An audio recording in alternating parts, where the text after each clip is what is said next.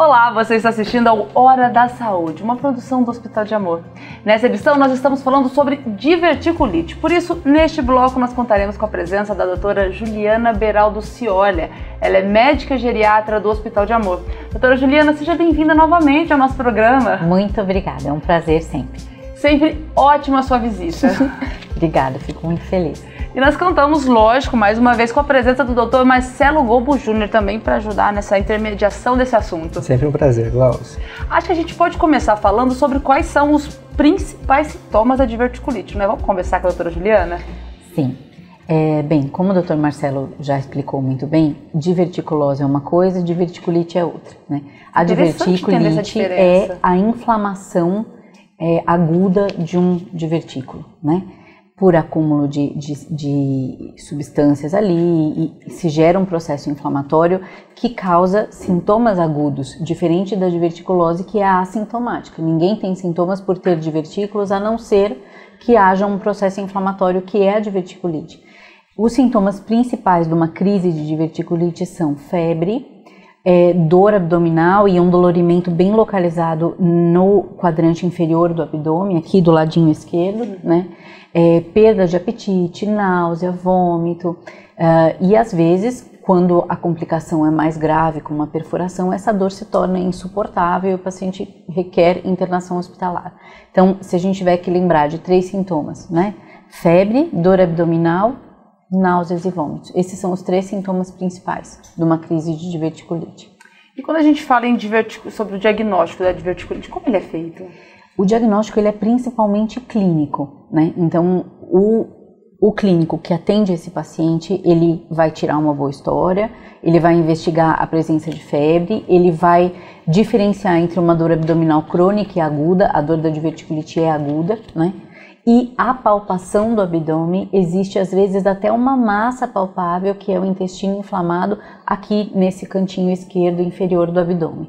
Tá? Então esse diagnóstico ele é um diagnóstico que não necessariamente vai levar a uma imagem.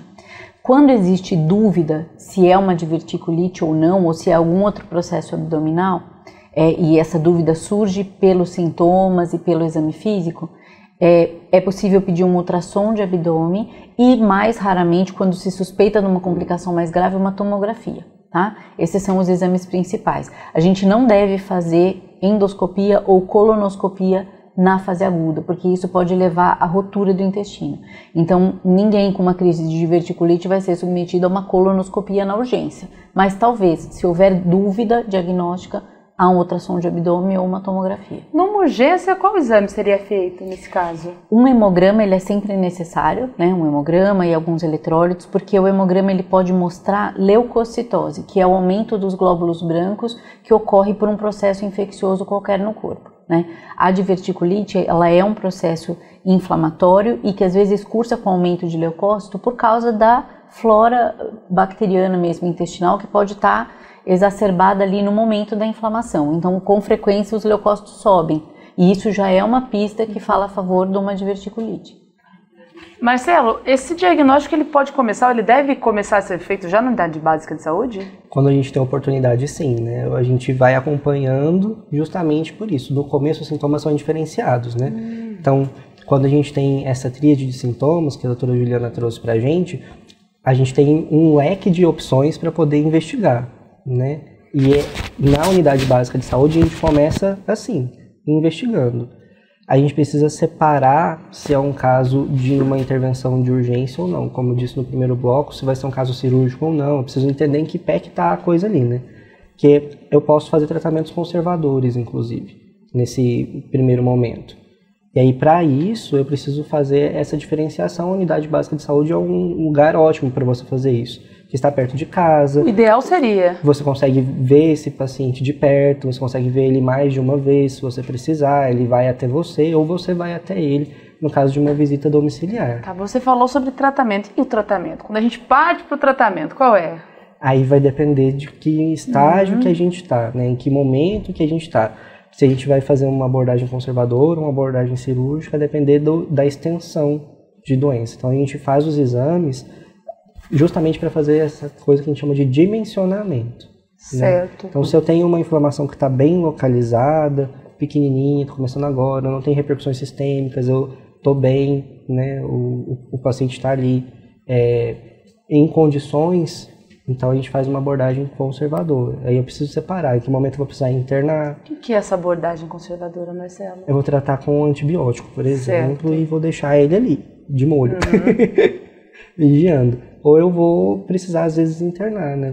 Dependendo da extensão, se eu já tenho um acometimento de parede, né? Se eu tenho perfuração, que é uma outra complicação que pode acontecer, e aí eu vou ter peritonite junto, se eu precisar fazer a lavagem da cavidade. Aí vai depender de acordo com a extensão da doença, né? A gente tem que pensar que é como se fosse um degradê. Eu tenho uma situação leve e ela vai podendo complicar se eu não intervenho, né? Uma história natural da doença. Em que momento eu descubro? Uma coisa eu descobri uma inflamação que acabou de se instalar. Primeiros sintomas, eu já diagnostiquei. Outra coisa, eu tô há 3 dias assim, e aí a minha parede já está toda tomada, já está começando a ter líquido inflamatório ali, aí a história muda. Certo. Mas se começar desde o começo, do princípio, o tratamento é leve, doutora Zé? Normalmente, o tratamento é conservador. A maioria dos casos não é complicado. Isso é bom. Tá? Menos de 12% dos pacientes que têm uma crise de diverticulite na vida vão chegar a ser submetidos a um procedimento cirúrgico. Tá? Então, assim, na maioria dos casos a gente vai conduzir ambulatorialmente com antiespasmódico, com hidratação via oral, uma dieta líquida por alguns dias, 2, 3 dias, né? E com antibiótico quando a gente julga que pode haver um processo infeccioso associado, por exemplo, quando a febre não cessa. Tá? Mas a maioria esmagadora dos casos serão não complicados, graças a Deus. A gente falou do tratamento. E a cura? Existe cura para diverticulite? Para a diverticulite, sim. Para a diverticulose, não. Né? Então, uma vez que eu tenho divertículos, e isso mais de 60% dos pacientes acima dos 60 anos têm algum grau de doença diverticular, isso não vai ter cura, porque é uma mudança estrutural, é uma mudança da arquitetura da víscera, né? Que acontece pelos motivos que o Dr. Marcelo já elucidou. Mas a diverticulite é um processo agudo que sim tem cura, só que na maioria dos casos a resolução é espontânea, né? Com o passar do tempo, dos dias, aquela dor cessa, o divertículo desinflama e a minha vida segue normalmente. Tá? E não é comum ter várias crises de diverticulite ao longo de uma vida. A maioria das pessoas vive 1 ou 2 crises e depois vai ficar assintomático por um longo período. Mas a diverticulite sim tem cura, seja clínica, seja cirúrgica. Certo. E dá para ter uma vida normal com a diverticulite? Sim. Normal e tranquila. Normal e tranquila. Os pacientes que têm diverticulose, às vezes eles experimentam alguns desconfortos ali passageiros, que são uma dificuldade, um dolorimento abdominal esporádico, uma sensação de plenitude às vezes, mas são sintomas leves e que se resolvem sozinhos. A maioria dos casos é de paciente assintomático e o indivíduo vai viver bem com aquela condição a vida toda. E existem casos em que há uma necessidade de intervenção cirúrgica? Sim. Como o Dr. Marcelo disse, quando o paciente ele progride a dor abdominal e o estado clínico dele piora, provavelmente eu vou ter que pensar numa complicação da diverticulite, né? Então, uma coisa é ter febre por 2, 3 dias, baixa e você vê que o processo vai melhorando e a dor vai melhorando.